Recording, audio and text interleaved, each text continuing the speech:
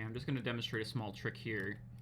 A small little technique I like to use to get nice, thin, well, light trim patterns. Not like big World of Warcraft kind of style, thick armor trim, but nicely flush with the armor profile, sort of lighter trim details on armor, as well as just demonstrate some little techniques on wear and tear for older, more battle damaged armor.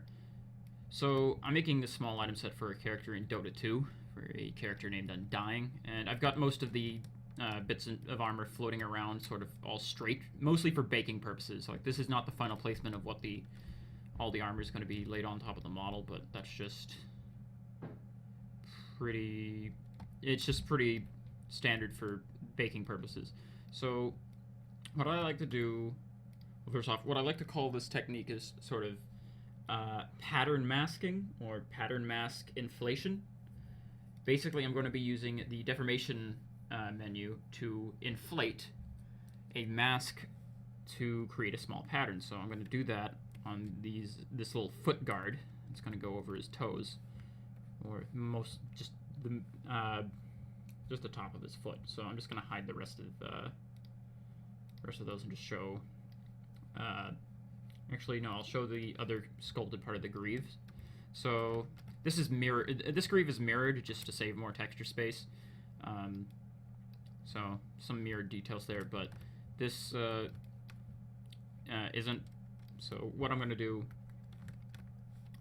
is just going to study what I've drawn here and just sort of try to make something that can flow into it. So just using masking, holding down Control, you can start drawing in a mask. And if you're still pretty new to ZBrush, all masking does is prevent you from sculpting on a masked area.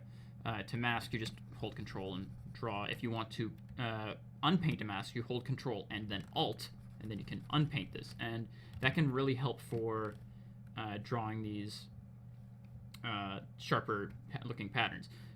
If you want to get rid of your whole mask, just hold Control, drag out, it's gone. If you're using Dynamesh, do not do this outside because it will recalculate your Dynamesh. But most people using Dynamesh should know that. But I'm not using Dynamesh for this. This is just a model brought in from Blender. So basically, I'm just going to try and sculpt in a quick pattern. Actually, I think having something down the middle would be better. So I'm not too worried about the underside, clearly, because that's not something that's going to be shown. So whatever's back here doesn't matter. I don't care about it.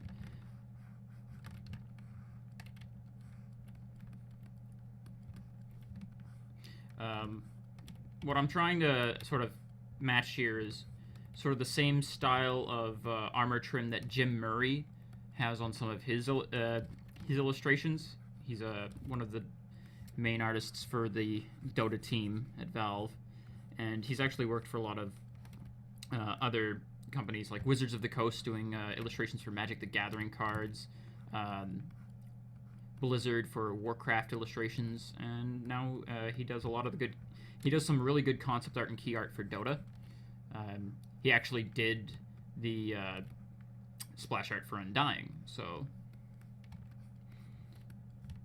appropriately, I'm just kind of sort of, I've studied just how he does patterns, and he likes to have this sort of like knuckly like swirl in a lot of his designs. I've sort of kept that motif in a lot of the armor. Little swirls and stuff like that. But just simple stuff. Stuff that isn't going to complicate the silhouette too much. So I've got this masked out. I think this is fine.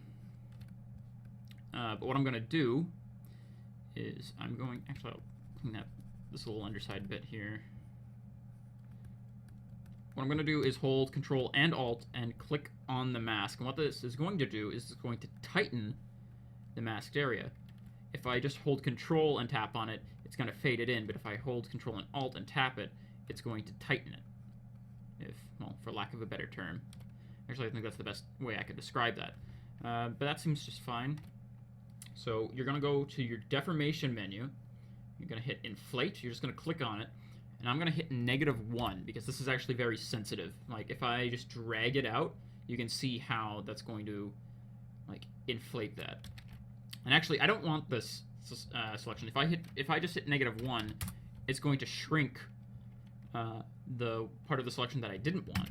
What I actually want to do is invert this, and we can just simply do that by clicking control clicking once outside the mesh. So if I just hit inflate, -1, enter, that'll recess the unmasked area, and I can just clear that mask, and voila, there's it done. There's the mask with our little pattern.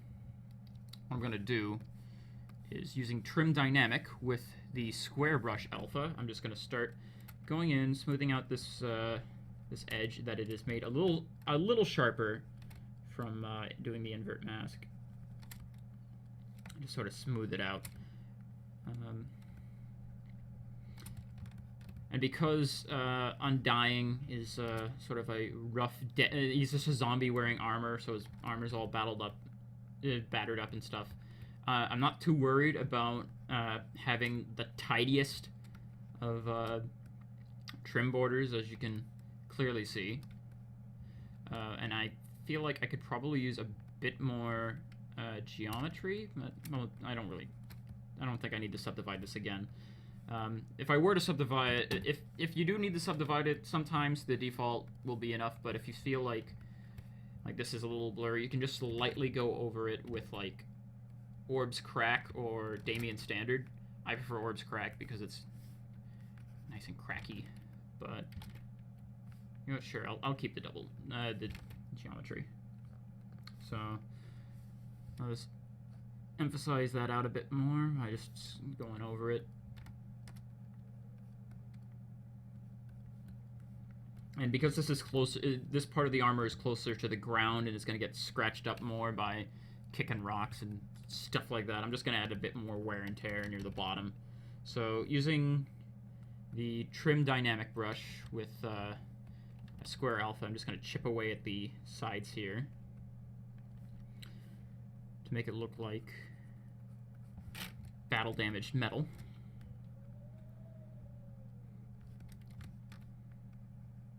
And you don't really need to focus too much on this. You can just go pretty fast and loose, and that's usually and going fast and loose with this is probably going to give you a more convincing effect.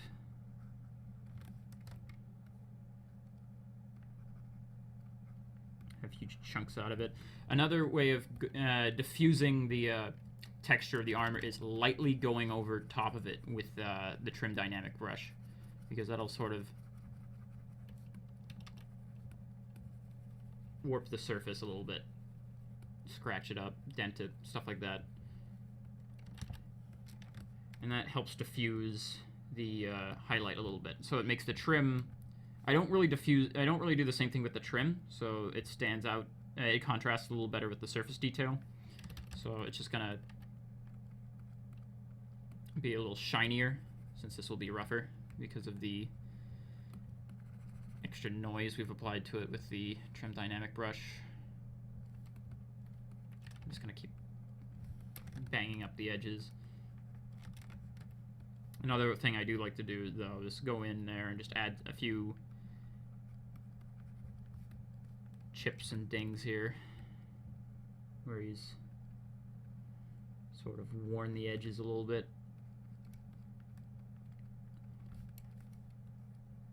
You basically just go over the whole single piece here and just erode it.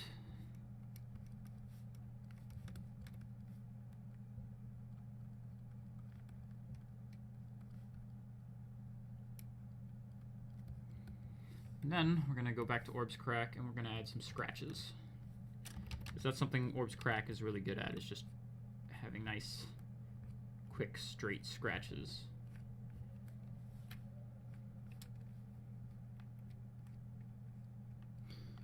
But if you do a sort of like squiggly line that's still sort of sharp in the corners. You can have some good cracks.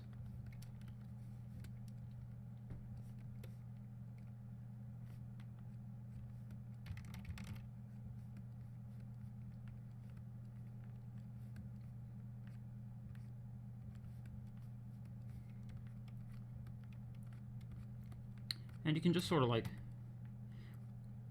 just apply them anywhere really, but you don't want to go.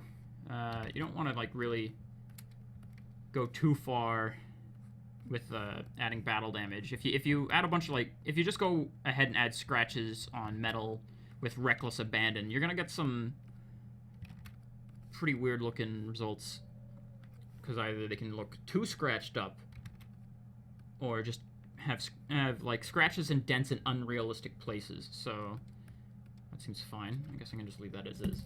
But yeah, if you're adding like scratches and stuff, you wouldn't really want to add like too many to like the inside of a neck guard or something, because it's very unlikely any weapons would get in that particular area. So adding scratches to it is sort of redundant. Same thing with other difficult to reach areas. Like, not a lot of weapons are going to get into like this little corner of this shoulder pad trim.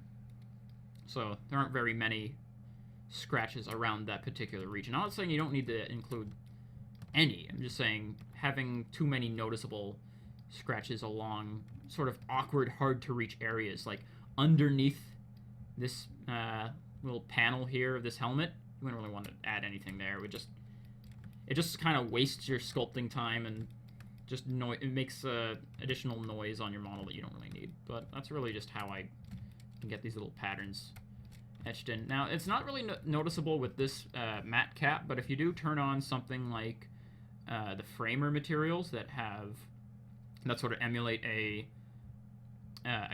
a curvature or cavity map, they do stand out significantly more. So if you do bake out a curvature map for stuff like this, you can really make those that metal trim pop if the color is not too different from its base metal material or whatever. I don't know. But that's just generally how I get that kind of stuff done. And this is just about ready for baking. But yeah, just a small helpful trick